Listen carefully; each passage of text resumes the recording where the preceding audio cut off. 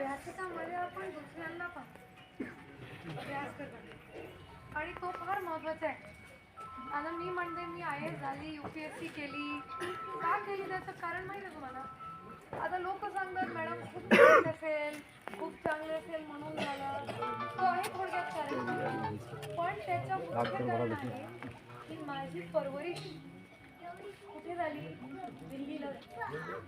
दिल्लीमध्ये अभ्यास करताना मला 2-3 लाख अजून मुलं भेटले UPSCची तयारी करताना.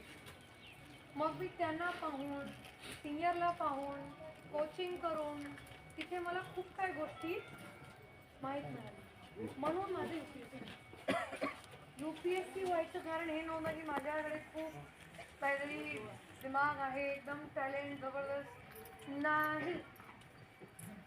नो. आणि ज्यांना वाटतं की माझ्यामध्ये टॅलेंट होतं म्हणून माझं झालं, नाही. खूप काही गोष्टी त्याच्यात राहतात. मग कुटुंबांकडून पैसे भेटणं, बाहेर राहणं, वडिलांचं काम करणं. काही मुलं असे आहे वडिलांचं पण काम करतात, स्वतःचं पण करतात की नाही? मग मला तसं काहीच नव्हतं. माझे वडील चांगले कमवत होते, आई माझ्यासाठी चांगलं जेवण करत होती. मग त्याच्यानंतर मला कोचिंगसाठी पैसे पाहिजे तर मला कधी आयुष्यात मना केला गेला नाही. मग केलं. त्याच्यात काय अवघड?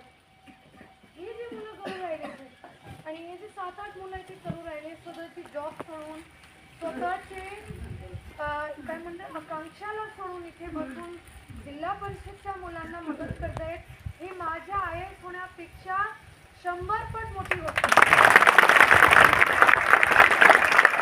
म्हणजे मी ट्विटर, आमचे सोशल मीडियावर पाहत राहते की बाबा भारताला सोडून अमेरिकाला जायचं, भारताला सोडून दुबईला जायचं, भारताला सोडून युरोप, लंडनला जाऊन बसायचं. मग आमची मुलं तर नांदेड सोडून मानवला राहिले हो. आमच्या मग मला काय वाटते की ह्या गावात काहीतरी जादू आहे. नाही आहे ना? राठोड सरांमध्ये जादू कारण की मी आता मला 1.5 वर्ष मुख्य कार्यकारी अधिकारी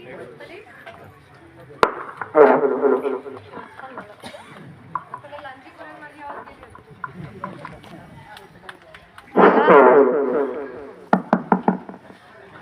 मला कसं येते आवाज? मला 1.5 वर्ष झाले CEO होऊन. आता माझ्याकडे 1310 ग्रामपंचायत आहे. मी 1310 ग्रामपंचायत पैकी किमान तरी 200-250ला फिरली असेल. आणि मी जिथे जिथे सरपंच आणि लोकांना ॲक्टिव्ह पाहते ना, एकदम तो गाव खूप चांगला राहते. त्याला निधीची जास्त घाई नाही, त्याला आम्हाला शिक्षक द्या, हे द्या, हो द्या, गरज नाही. स्वतःहून कचऱ्याचं मॅनेजमेंट असेल, शिक्षणचं मॅनेजमेंट असेल, अभ्यासिकाचं मॅनेजमेंट असेल, खूप काही गोष्टी त्या गावात स्वतः होतात. आणि माझं हे स्पष्ट म्हणणं आहे, कारण की माझं रेकॉर्डिंग होत आहे इथे. आमचे देशाचे राष्ट्रपिता कोण होते? महात्मा गांधी. त्यांनी काय सांगितलं होतं की गाव मूळ आहे देशाच्या विकासाचा, मूळ. बाकी कोण नाही, CO नाही, कलेक्टर नाही, कोणीच नाही, गाव मूळ आहे. त्यांचं म्हणणं होतं तर गावाने स्वतः लीड घेऊन एखादा कार्य केलं, त्याच्यापेक्षा चांगली GR नाही, पॉलिसी नाही, शासनाचा कुठलाही निर्णय नाही. आणि असे गाव खूप पाहायला मिळतात आम्हाला देशात, पण काय काय ठिकाणी. आज पण असे गाव आहे जिल्ह्यात सुद्धा, राज्यात सुद्धा, देशात सुद्धा, जे वाट पाहत आहेत प्रशासनाची. ते पण बरोबर आहे, शासनाने त्यांच्या जे कार्य आहे ते करायचं आहे. पण गावाने कुठे जबाबदारी घेऊन, एखादी लिडरशिप घेऊन कामं करायचे, ते मला या गावात पाहायला मिळाला. आणि असे गाव आहे नांदेड जिल्ह्यात, आणि त्यात वानोळा सुद्धा एक आहे. आणि ती खूप अभिमानाची गोष्ट आहे सर्व गावकऱ्यांसाठी. तर शेवटला फक्त माझी एक विनंती आहे, खूप म्हणजे मी मनातून नेहमी करते, कारण की मला कधी कधी गावा क्षेत्रात वाटते की मुलांमध्ये कॉन्फिडन्सची खूप कमी आहे. कॉन्फिडन्स म्हणजे आत्मविश्वास, सेल्फ बिलीफ ज्याला इंग्रजीत म्हणतो. त्याचं कारण काय? आम्ही गावाचे राहणारे आहोत, आमच्याकडे पैसे नाही, आम्हाला इंग्रजी बोलता येत नाही, मग करायचं काय? येतात असे विचार मुलं मंडळी. पण मी तुम्हाला एक सांगू शकते, आता बाहेर APJ अब्दुल कलामचे पोस्टर लावले ना. आता मी प्रत्येक सभेत APJ अब्दुल कलाम आमचे राष्ट्रपती होते त्यांच्याबद्दल खूप काही सांगते, कारण की मला त्यांचा इतिहास आवडते. त्यांचा जन्म कुठे झाला होता इथे कोणाला माहित आहे? रामेश्वरमला. कोणाकडे झाला होता? वडील काय करत होते त्यांचे? नावाडी. मग त्यांचा मुलगा एक दिवशी राष्ट्रपती होईल असा विचार आला असेल त्यांच्या डोक्यात? नाही. त्यांनी जेव्हा त्यांच्या मुलांचा जन्म झाला होता तेव्हा सांगितलं होतं की बाबा माझा मुलगा जर राष्ट्रपती होणार तर लोक काय म्हटले असते? हसले असते. ओ तू काय विचारतोय? इतकी हिंमत आहे का तुझ्यामध्ये? राष्ट्रपती इतकी मोठी गोष्ट आहे माहित आहे का तुला? हेच बोलले असते. आणि आपण पण हेच बोलतो. एखाद्या इथले बसलेल्या मुलांनी सांगितलं मला पंतप्रधान व्हायचं, आपण काय बोलणार? पागल हो गया क्या? पहले पढ़ लिख तो ले, ऐसे ही बोलते हैं ना. पहले अपना सिलेबस तो पूरा कर ले. आता ही म्हणजे हा दुर्दैव आहे बरं का, आमच्या भारताचा दुर्दैव आहे. कारण की आपण स्वप्नावर टॅक्स लावतोय. मग स्वप्न बघाय काय फ्री मध्ये आहे स्वप्न बघणं? माझं लग्न कटरीना कैफशी होणार असं एखादा म्हटला, स्वप्न आहे त्यांचं, त्याच्यात तुम्ही टॅक्स कशाला लावतायत? कोणी सांगू शकतात का की विक्की कौशलचं लग्न कटरीना कैफशी होणार होतं? सर्वांना एकदम शॉक झालं, अरे बाबा हा कुठून आला? मग सांगायचा अर्थ थोडक्यात हे की तुमच्या मुलांमध्ये जे कॉन्फिडन्सची कमी आहे, आत्मविश्वासाची कमी आहे, ती तुमच्यामुळे आहे, आमच्यामुळे आहे. आपण नेहमी म्हणतो हे कसं करणार, ते कसं होईल, हे कसं होईल, याची गणित काय, त्याची गणित काय. अरे जाऊ द्या हो गणित. अरे माझे आजोबा चहा विकत होते, ठीक आहे, जी चहाची एक छोटी टपरी होती. मग त्याच्यानंतर माझे वडील खूप चांगली गव्हर्नमेंट जॉबला लागले, बँकेला. त्यांनी खूप मेहनत केली आमच्या आजोबांनी. मग माझे वडील खूप चांगली सरकारी नोकरीत होते. मग मी IAS झाली. म्हणजे पिढी दर पिढी एक सुधार झालं. पण माझे आजोबा चहा विकताना कोणी त्यांना सांगितलं असेल की बाबा तुझी नात IAS होणार, त्यांनी विश्वास केला असं का? नाही. इकडे कोणाची चहाची दुकान आहे का? कोणाची आहे? ठीक आहे. हॉटेल कोणाचं आहे? विक्कू राठोड. कुठे गेले? त्यांना आज कोणी बोलला की बाबा तुझा नातू IAS होणार, होईल एक दिवशी, त्यांना विश्वास नाही येणार लगेच. कारण की आपण याचा वापर याच्यापेक्षा जास्त करतोय. आम्हाला गणित पाहिजे जीवनात. हे केलं तर हे होईल, हे केलं हे होईल, हे नाही केलं हे नाही होणार, हे नाही केलं हे नाही होणार.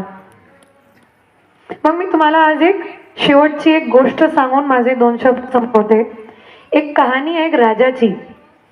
त्या राजांची आईला एक वाघाने मारलं, जखमी झाली ती खूप. मग त्या राजाला राग आला खूप की बाबा मी आजच त्या वाघाला शोधून मारणार आहे. मग तो निघाला, त्यांची पूर्ण सेनाला घेऊन जंगलात निघाला की बाबा मी आज या वाघाला शोधून मारणार.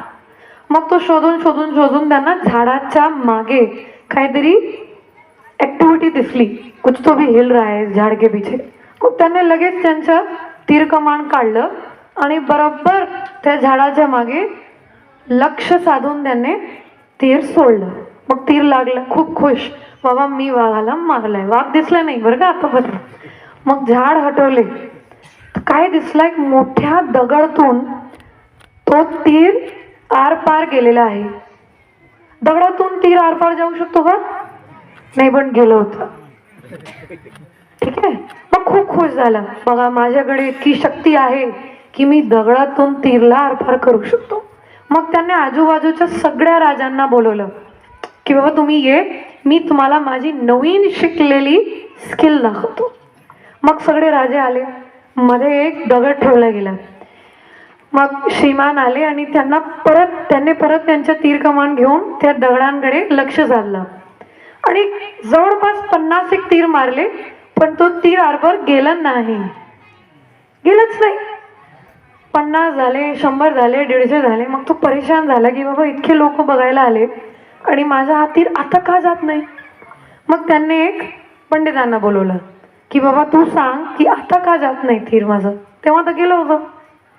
मग त्या पंडितांनी काय सांगितलं, कोणी सांगू शकतो का अंदाज घेऊन?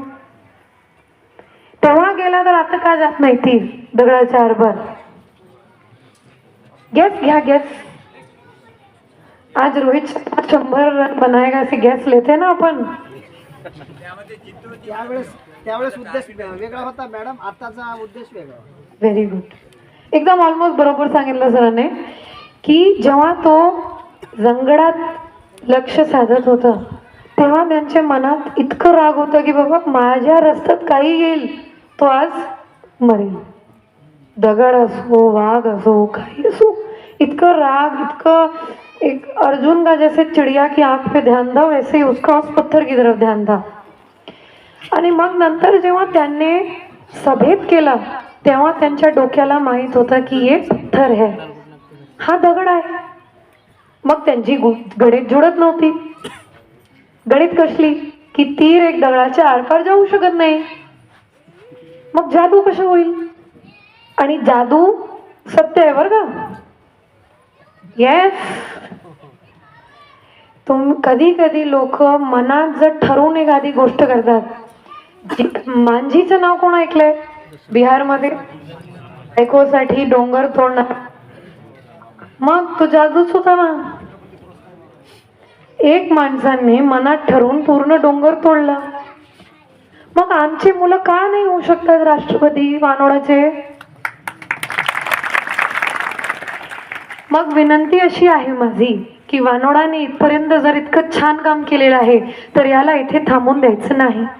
मुलांचा कॉन्फिडन्स असू, त्यांना स्वप्न बघून द्यायचं, टॅक्स लावायचं नाही. बाबा तुला काय व्हायचं, काही बन. तुम्ही जर सांगण्याची सुरुवात केली मुलींना, बाबा तुझं काय 18 झालं, लग्न करून घराचं काम करायचं, मग शाळेला सुद्धा कसं पाठवते त्यांना? एखाद्या मुलांना सांगलं तुझं काय आहे, नांदेड पर्यंत मॅक्स टू मॅक्स पुणेपर्यंत आहे तुझी जिंदगी, का दिल्लीला का जाऊ शकत नाही तो सपने बडे देखो, हे APJ अब्दुल कलामने कहा था. स्वप्न नेहमी मोठे बघायचे, काम छोटे करा. स्वप्न मोठे बघायचे बरं का मुलांनो. स्वप्न कसे बघायचे? मोठे. आणि यात गावकऱ्यांचं सहकार्य मुलांना राहणार अशी अपेक्षा करते.